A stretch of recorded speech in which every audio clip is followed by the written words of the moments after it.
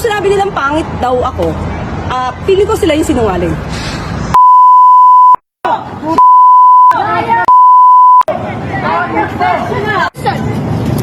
She's a liar! Sinungaling! Sinungaling! Sinungaling! Sinungaling! Pangit! Pangit! She's enabling the massive corruption in the Philippines. She pocketed billions of pesos! Yes! Yeah! Yes! Maleta gang! You're one of the Maleta gang! Taluoy ang mga Pilipino. Shame on you, Claire, anti-Claire. Ninyo ang kwarta sa flood control. Shame on you, anti-Claire, anti-Claire. Please, Cry baby! What a cry baby! please, bring the money to the Filipino people. We have a big flood control projects come right now. I think we can hear you without that.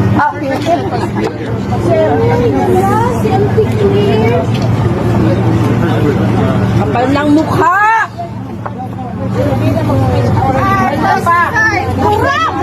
You can film all you want, no problem, but they put credit on you guys, just let them see it. You can film them all you want, no problem. We are harmless. We just want to let them know. Feel free to say whatever you want. She lies! She lies! Oh, come on. Harassing? Look what you did in the Philippines. No, we are not violent. We're Actually, gumagawa sana kami ng reels para dito sa event na kung saan bumisita ang ating Pangulo sa Canada.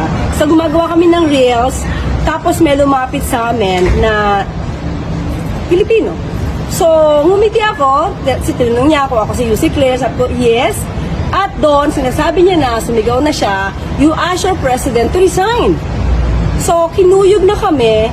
Samantalang, kung tutusin, kami nagtatrabaho. Hindi kami nagbabakasyon dito. We're just doing our job, pero nahinto yun. Hindi na kami nakapagtapos ng aming pag-shoot ng reels dahil nga may mga Pilipino ganito yung ugali. Pero hindi ko alam kung saan sila grupo, pero yung naratibo nila, yung tipong BBM resign. Yung naratibo nila ay maleta.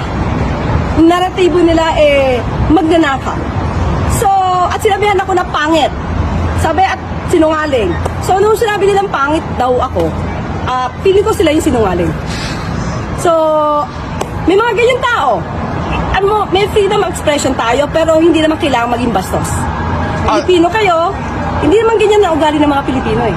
How did you feel about that, Yusek? Did you feel threatened at any point? At that time, dalawa lang kasi kami ni Director Robert Sol. Kasi nga siya yung kumukuha sa akin. Siya yung kumaga, sa kanya hawak yung camera. So, threatened.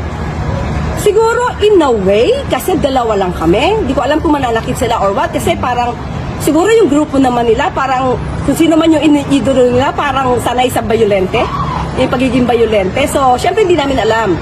Buti na lang, thank God, na pagtawid kasi namin, hindi namin alam na may mga police officers.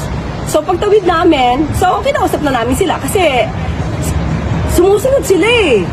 Diba? So, pero, kung ganyan talaga ang magiging ugali ng Pilipino, hindi kayo uunlad. So, kawawa pa rin kayo. Thank you. Thank you, bro.